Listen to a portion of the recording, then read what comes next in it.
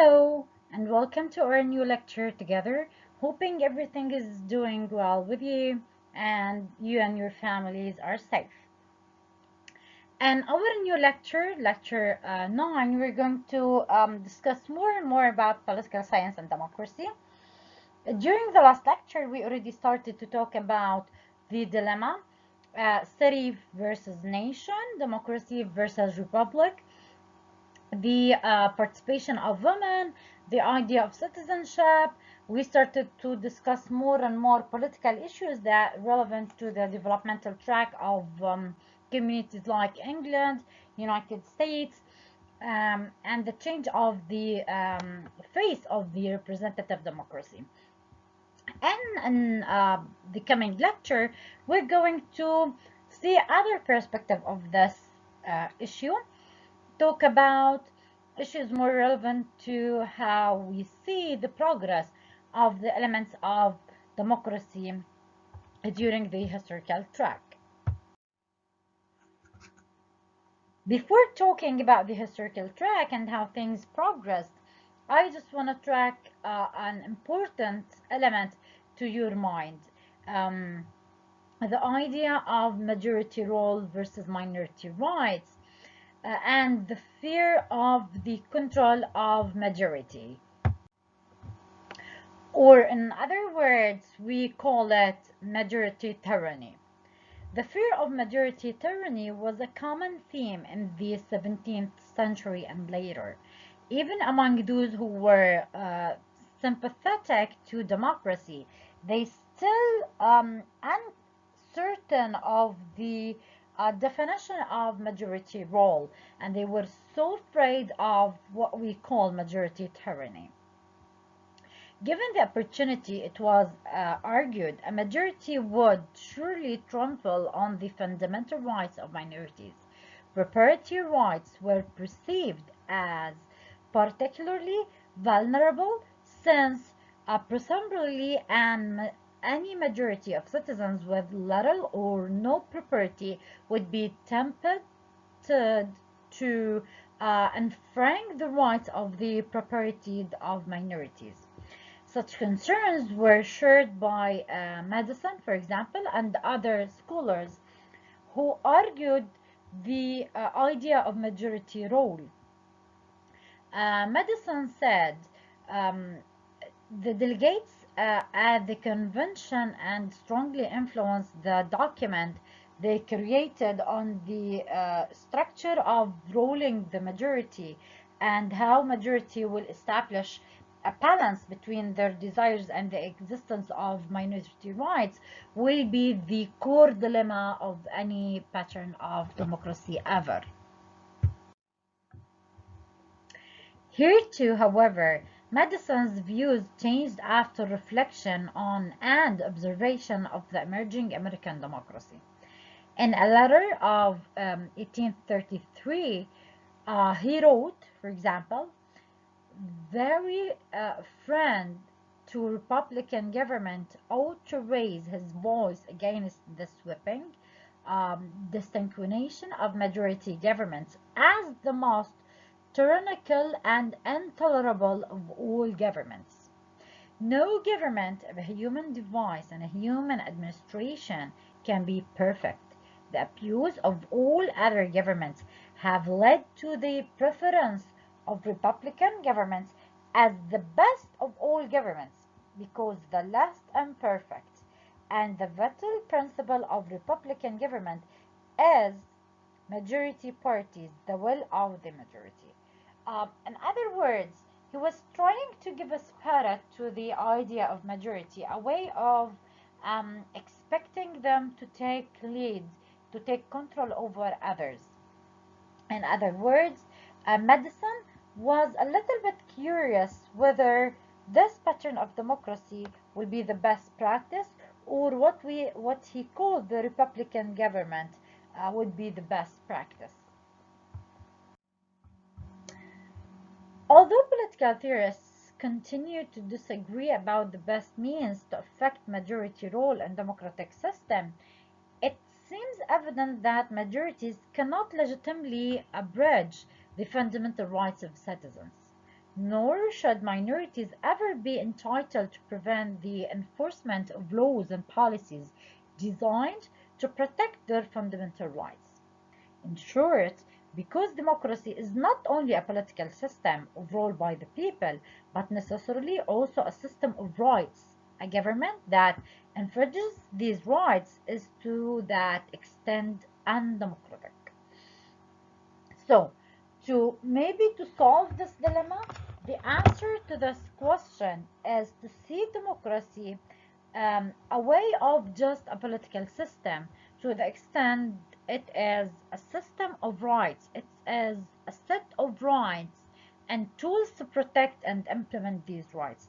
In this sense, we can see both majority and minorities are in parallel and balanced level inside the political system. Okay, after dealing with the dilemma between how they see democracy as a political system or a set of rights, now we reach the point where we need to talk about the spread of democracy in the 20th century. During the 20th century, the number of countries possessing the basic political institutions of representative democracy increased in a very significant way. At the beginning of the 21st century, independent observers agreed that more than one-third of the world's normally independently continued to occur. Nominally independent countries possess democratic institutions comparable to those of English-speaking countries and the older democracies of continental Europe. An additional one-sixth of the world's countries, these institutions, though somewhat defective, nevertheless provided historically high levels of democratic government. So this progress, the expanding of the pattern of the countries themselves, makes democracy as an essential need. It is not an option anymore. It is a must to be existed in the modern world. Okay, if democracy is a must, this means in a way that anyone or any country or any system which is undemocratic will be failed. To see whether the statement is right or not, let's talk about the failures of non-democratic systems, or in another word, to see what happened with the systems that did not follow democracy and other patterns or in any of their perspectives. A significant part of the explanation is that all the main alternatives to democracy, whether of ancient or modern origins, suffered political, economic, diplomatic, and military failures that greatly lessened their appeal. With the victory of Allies in the First World War, the ancient systems of monarchy, aristocratic system, and oligarchy ceased to be legitimate. Following the military defeat of Italy and Germany in the Second World War, the newer alternative of fascism was likewise discredited, as was Soviet-style communism after the economic and the political collapse of the Soviet Union in 1991. Similar failures contributed to the gradual disappearance of military, or what we call later dictatorship, in Latin America, which occurred in the late 90s.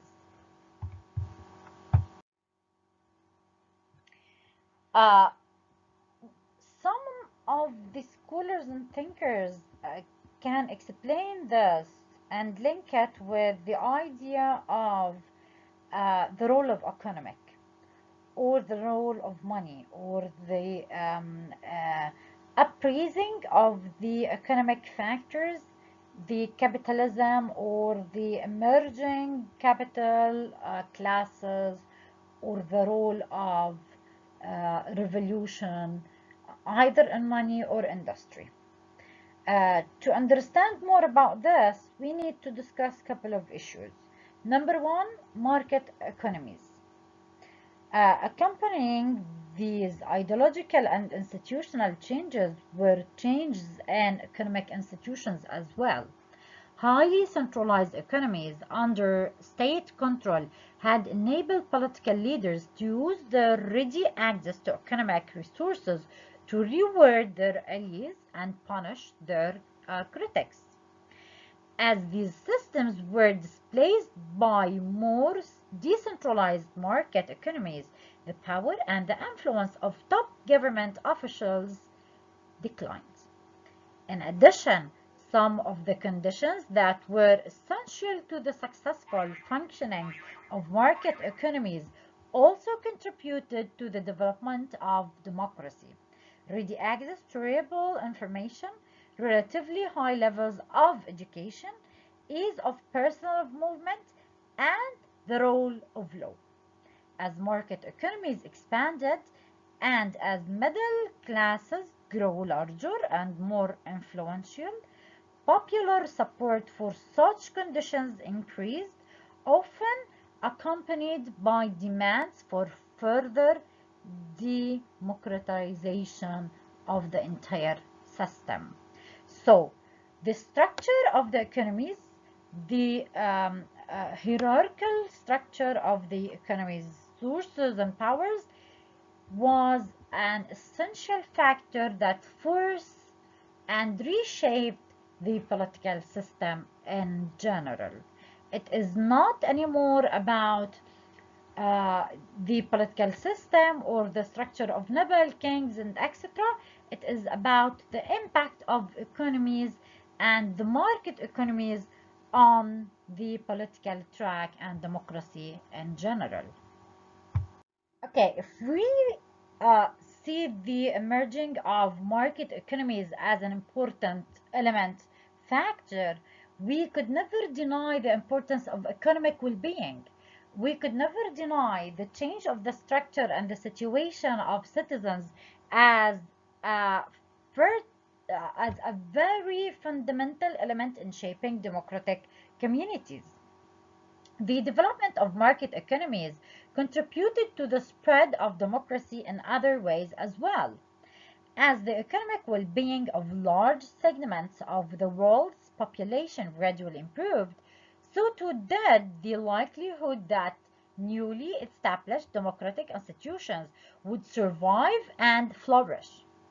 In general, citizens in democratic countries with certain present poverty are more susceptible to the appeals of certain dangerous and very critical anti-democratic aspects who promise simple and immediate solutions to their country's economic problems. Accordingly, widespread economic prosperity in a country greatly increases the chances that democratic government will succeed, whereas widespread poverty greatly increases the chances that it will fail. So, the assumption here, as much as people are are enjoying the well-being, the more democratic aspects the country will have, and the vice versa is correct. As much as people are suffering from poverty, the country will be less democratic. There will be less tendencies to be democratic. And the most interesting part, it is also works on the opposite way. If the country tended to be more democratic, this will end up with more well-being state for the citizens. And if the government decided to be not democratic, this also will end up with people with less chances of prosperity and well-being, and derived for more percentage of poverty in a way. Okay, it is also very important to discuss another aspect, which is the political culture. It is not only economic, it is not the well-being state, it is also part of it the mindset of the community, or what we can call the political culture. During the 20th century, democracy continued to exist in some countries despite periods of the acute diplomatic, military, economic, or political crisis, such occurred during the early years of the Great Depression. The survival of democratic institutions in these countries can be explained or attributable to part to the existence in their series of a culture of widely shared democratic beliefs and values. So the only explanation that scholars, thinkers can give to the existence and continuity of the democratic institutions is it was built and linked with certain beliefs and values. Such attitudes are acquired early in life from older generations, thus becoming embedded in people's views of themselves, their country, and the entire world.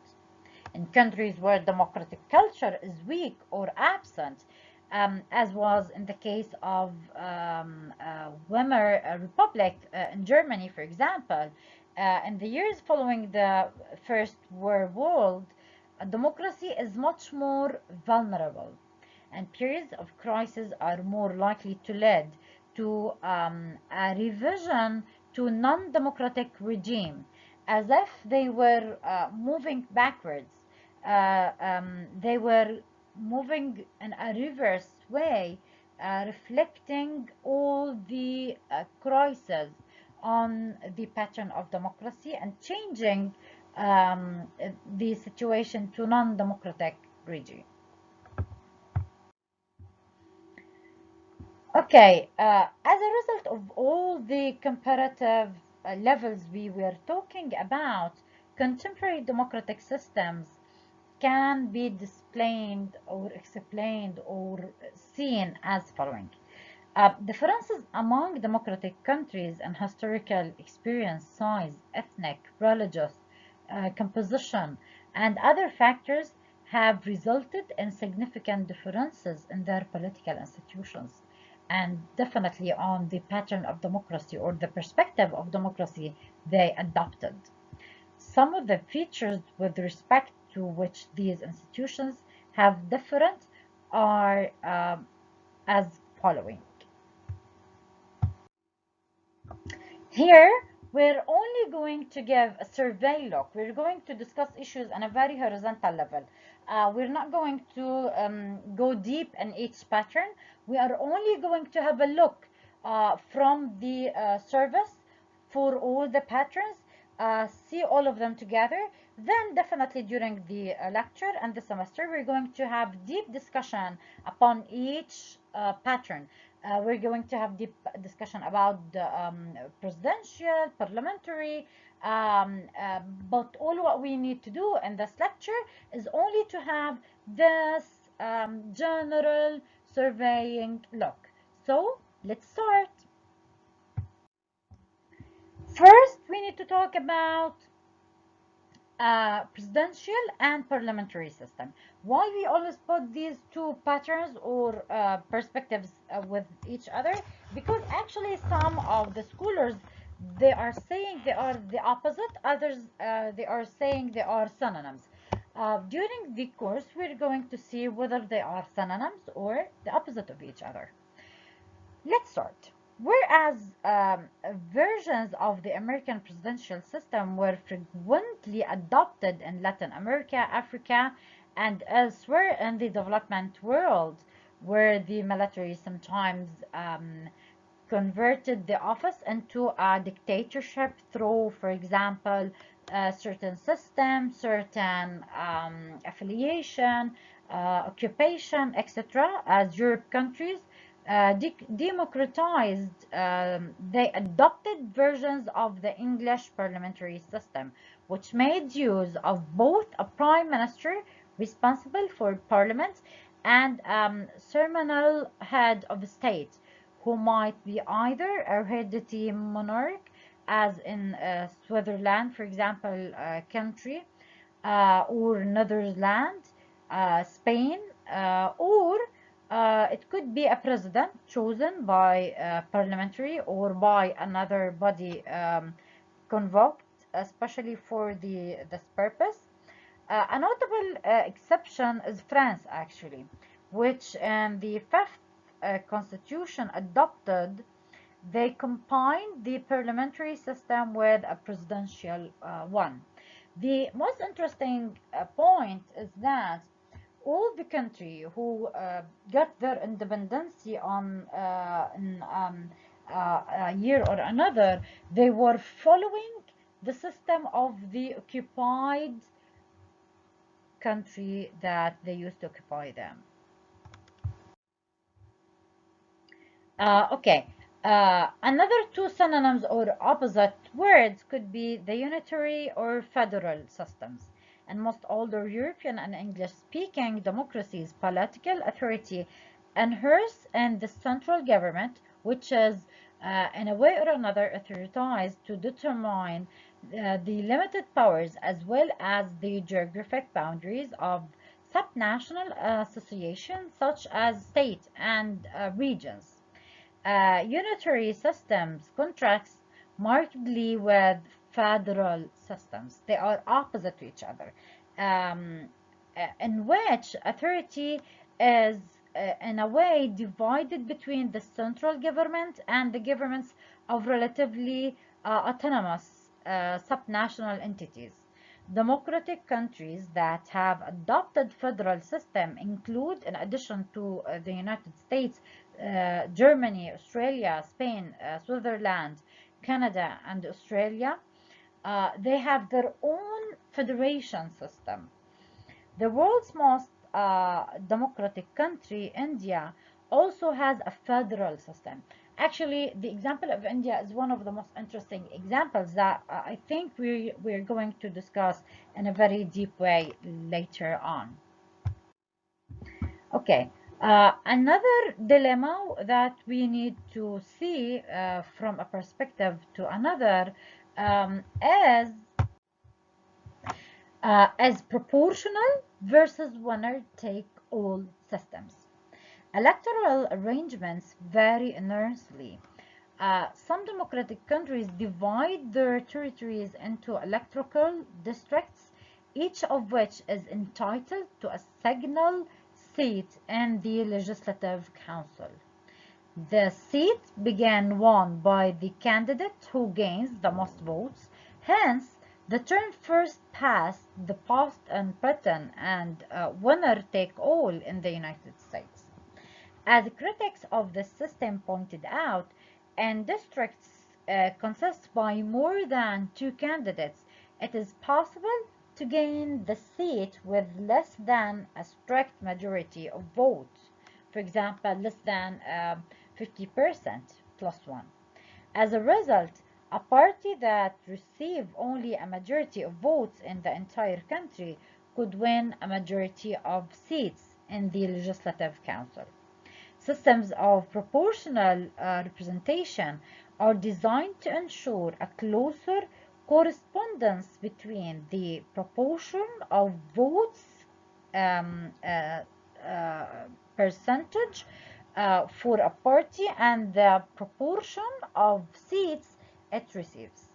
With a few exceptions, we can say continental European countries have adopted some forms of proportional representation, as have Ireland, Australia, Japan, South Korea, etc.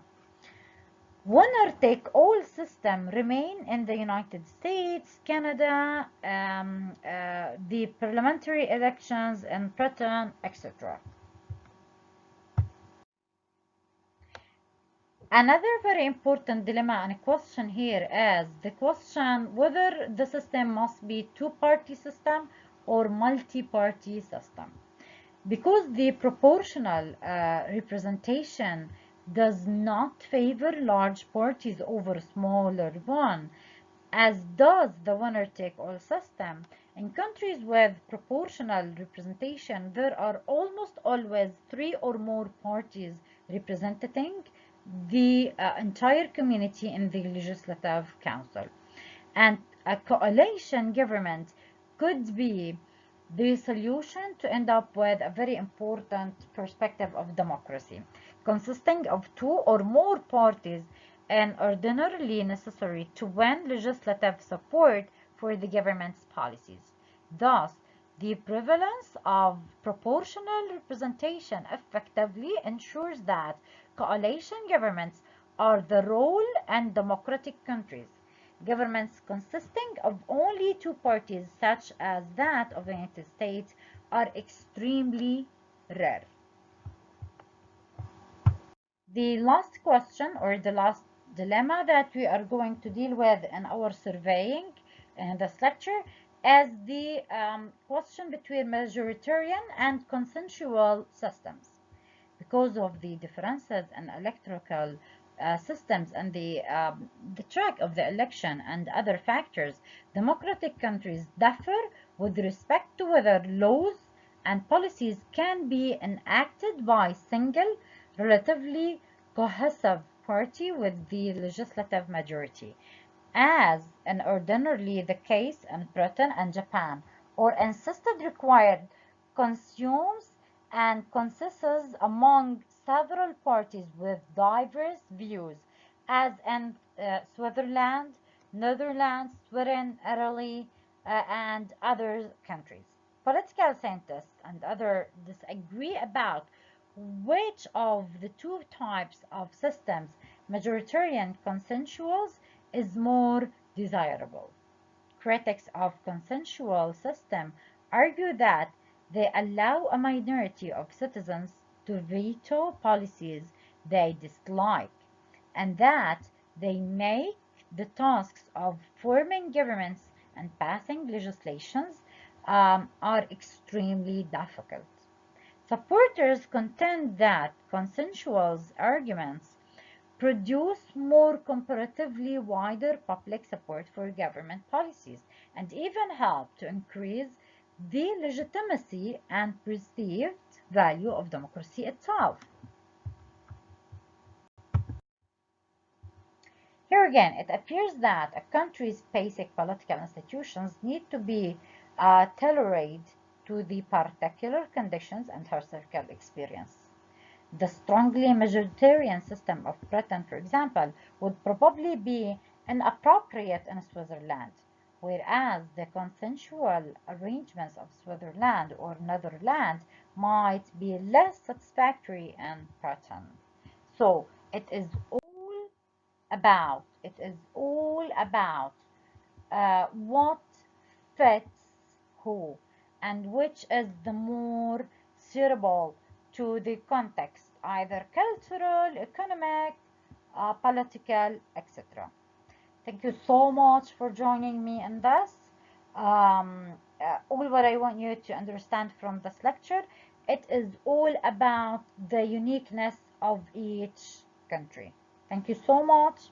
Be safe.